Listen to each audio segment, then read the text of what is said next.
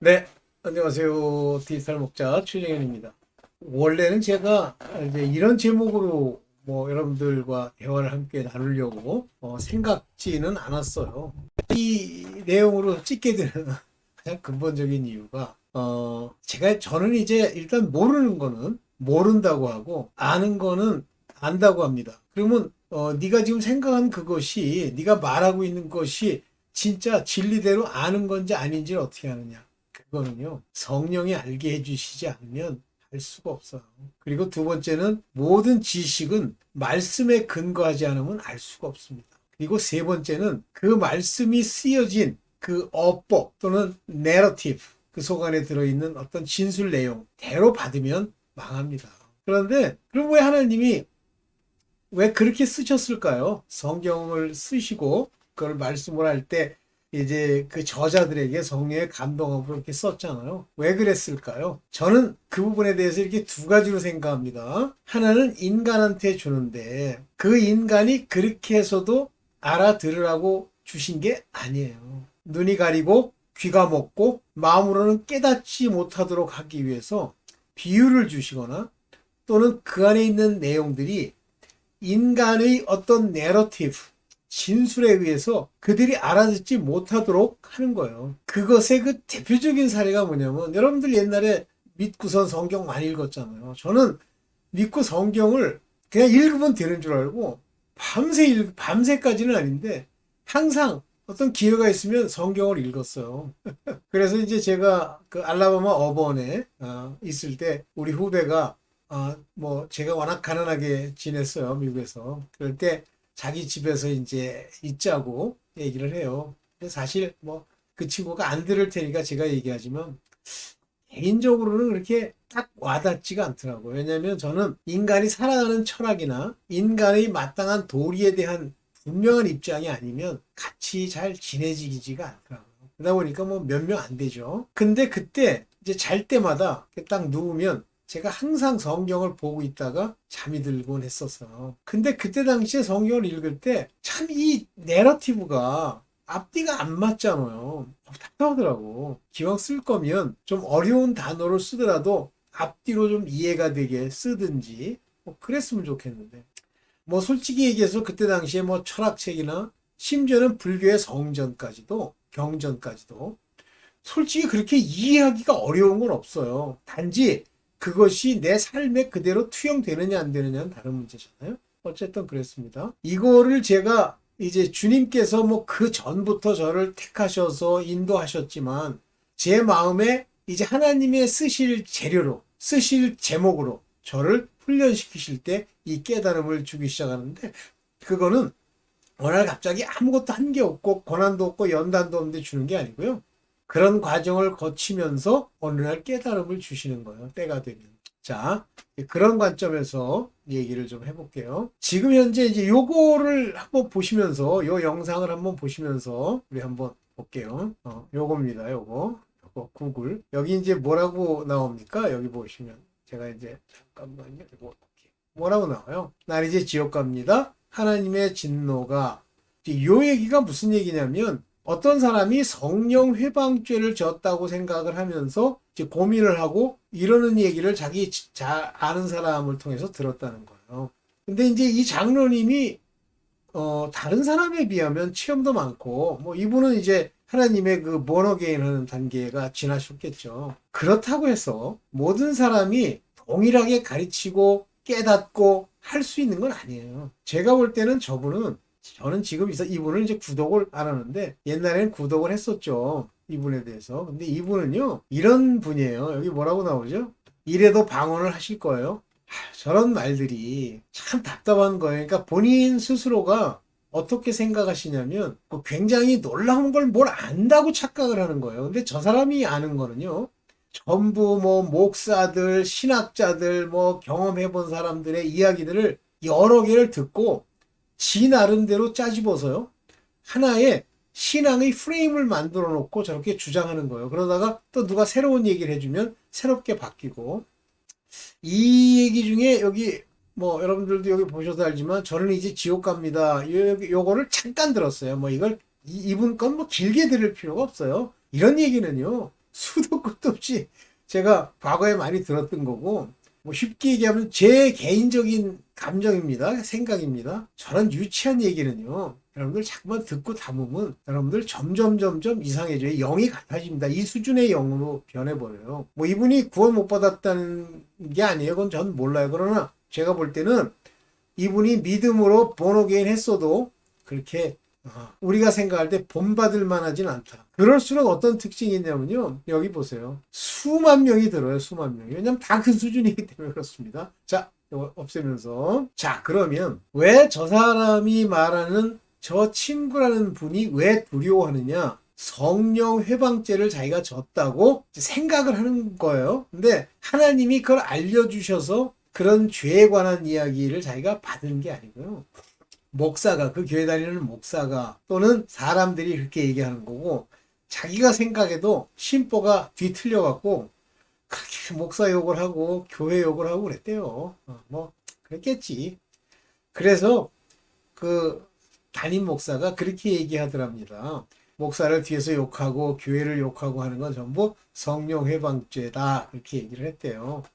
저도 이제 성령 회방죄, 짐짓 죄를 짓는 죄, 그 다음에 이제 모든 은사 하나님의 주시는 바 영적인 체험을 다 가지고도 타락하는 자, 뭐 이런 자들, 믿음에서 떠난 자, 뭐 이런 얘기를 저는 아주 오래전에 초기에 성경을 읽을 때부터 마음에 가지고 있었어요.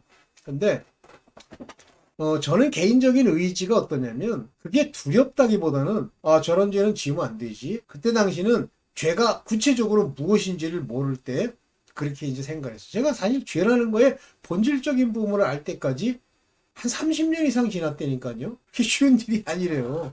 왜? 하나님이 성경에 써놓은 죄라고 하는 것이 우리가 생각하는 죄랑 다르기 때문이다, 이제 이렇게 얘기할 수 있는데요. 아유, 죄송합니다.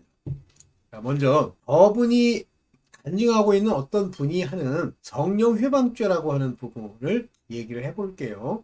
어떤 것이 구체적으로 성령의 회방죄인지 성경에는 안 나와 있습니다. 단 예수께서 그러시죠. 그 이방 사람들, 서기관 바리새인이 와서 귀신을 쫓는 걸 보고 저거는 바알세불의 힘을 빌어 귀신을 쫓는다라고 얘기를 하는 거예요. 그 말에 이제 예수께서 변하시는 말씀으로 그렇게 얘기하는 거예요. 인자, 사람. 보통 인자, 누구를 인자라고 불렀냐면요, The Son of Man. 이거는요, 선지자들, 에스겔서를 보면 사람아 이렇게 써 있는데 그게 인자야 이런 뜻이에요. Son of Man, 사람의 아들아. 그 다음에 예수 그리스도시죠. 육체를 입고 있는데 사람의 아들의 육체를 입고 있잖아요. 인자야. 그래서 성경에 보면 하나님이 택해서 하나님이 자기가 쓰시고 하나의 그 이그젬플, 모양으로 우리에게 보이시는 많은 사람들을 인자야 이렇게 많이 부르셨어요. 근데 인자를 거역하고, 거기서도 영어로는 against the son of man이에요. 인자, 사람을 against라는 건 대항했다는, 대적했다. 그 대적하는 방법이 말로, 행동으로 대적을 하는 거예요. 그런 죄는 다 사함을 받되 회개하면 없어지지만, 무엇은 안 없어지느냐면요, 성령을 회방하는 것, 즉 against the Holy Spirit, 이거는 말로 했던 행동으로 했던 안 없어진다는 거예요. 그리고 같은 성령 회방에 관한 이야기, 영어로는 blasphemy 이렇게 되어 있지만 똑같아요. 헬라어에서 나온 거예요. blasphemy라는 게 신성 모독. 그런데 그렇게만 나오지 않고요, 성령을 거역한 것, 성령을 모독한 것이라고 하는 형태로도 나옵니다. 해석할 때. 자, 성령을 회방한다는 것 자체를 우리가 알 수가 없어요. 하나님을 마음에 두고 성령으로 인도함을 받는 사람들이 죄를 지었다? 성령이 인도하시고 책망하시는 거 알고 죄를 지었다? 저는 그게 성령 회방죄라고 봐요. 저는 성령이 있지도 않아. 자꾸만 사람들이요, 자기가 born again, 자기가 중생했다는 걸 뭐 성령이 오셨다고 얘기하는데, 그 우리 김성수 목사님도 그 소리를 하더라고. 푸니마, 그걸 루하그랑 구별을 못하는데, 그분도 굉장히 공부를 많이 하시면서도 내가 볼 때는 이제 성경을 많이 읽으셨어도 어떤 부분은 모르는 거예요. 인간의 영, 푸니마티, 푸니마토스, 정관사가 붙지 않은 그것, 영적인 상태, 영어로는 정신이라고 번역하는 그와 같은 것은 사람의 영입니다. 그 사람의 영은 하나님의 영이 아니에요. 하나님의 영으로 낳은 거지. 이거는 제가 뭐 단순하게 뭐 모르는 얘기를 주장하는 게 아닙니다. 저는 이 부분 성령의 존재론적 부분에 대해서는 하나님께 받았다고 제 스스로가 깨달은 거예요. 그러니까 깨달음을 받은 겁니다. 사람의 영을 가지고 성령이다. 그 사람의 영은 성령의 말씀과 성령의 인도와 성령의 책망을 알아들을 수 있는 존재. 육신으로는 모른다고 돼 있잖아요. 그 육신은 사람이 아닙니까? 양심의 형태로 들어있는 건데. 그런데 성령의 일을, 성령의 말씀을 받을 수도 행할 수도 없다고 돼 있어요. 육신은. 그러면 영으로 거듭난 사람만 받아들이고 행할 수 있다는 거예요. 그게 성령이 오신 거다? No. 성령이 우리 안에 오신 것은 성령으로 인쳤다라고 하는, 하나님의 것으로 인쳤다라고 하는 것의 하나의 표예요. 그러면 성경에 나와 있는 돈은 사랑함이 일만하게 뿌리고 죄를 짓고 이런 사람들이 성령이 거한다? No. 그러나 성령이 우리 안에 인도자로서 오셨는데 그 인도자로서 오신 그분을 대적하고 모독하고 짐짓 죄를 범할 수 있느냐? 없습니다. 그렇게 될 사람은요, 아예 하나님이 택하질 않아요. 하나님이 중생하도록 만들지를 않습니다. 죄송합니다. 중생이란 말을 쓰면 안 돼요. 반드시요, 하나님이 끝날까지 그들을 살릴 자들에 대해서는 택하여 세웁니다. 그냥 택하는 게 아니에요. 택하여 세운다. 그래서 성령 회방죄라고 하는 것은 우리의 인식의 한계에 넘어서 있어요. 그러나 어떤 사람이 자기가 한 행동에 대해서 두려움을 느끼고, 그 두려움이 뭐죠? 하나님을 두려워하는 경외의 두려움이에요. 두려움을 느끼고 그것을 회개하고 가기를 원한다. 저는 성령 회방죄라고 안 봐요. 그러면 성령 회방죄, 지금까지 요거는 절대 제가 맞는다는 건 아닙니다. 성령 회방죄라는 건 하나님을 빙자해 돌아다니지만 하나님과 관계가 없는 자들, 영으로 거듭나지 못한 자들이 자기네들의 생각과 지식으로 성령으로 하신 일을 귀신의 일로 표명하는 것. 저는 이걸로 봅니다. 다시 말하면 이미 그들에게는 중생이라는 단계가 없다라고 봅니다. 그런데 이제 저분은 저걸 이런 논법을 쓰는 거예요. 그렇다면 구원받을 사람이 몇 명이나 되겠습니까? 아이고 정신 차리세요 이 아저씨야. 아니 그런 개돼지 거지 같은 거 죄나 짓고 성령도 안 계신 걸 살려서 천국에 보낸다고? 천국이 무슨 거지 집합소야? 그런 소리를 좀 자꾸만 해요. 저런 인간들 많아요. 그러니까 뭐 대충 지금처럼 살아도 구원을 받을 거라고 생각하는 그런 종류의 인간이요. 버글버글합니다. 자, 두려움은 두 종류가 있어요. 하나는 하나님을 두려워하는 경외심입니다. 이것은 하나님의 뜻대로 하나님을 두려워하는 마음은 회개에 이르게 하기 때문에 그건 좋은 거라고 되어 있어요. 여기서 중요한 용어가 나옵니다. 하나님을 두려워해야 회개가 나오는 거예요. 근데 인간들이 옛날에 그 박무수라는 인간이 사람들 데리고 회개하라고 할 때 그 사람은 어떤 식으로 합니까? 그냥 나불나불 하면 된다고 생각하잖아요. 하나님을 두려워함이 없이도 세상에 벌 받을 걸 두려워하는 이런 인간 종류들이 있어요.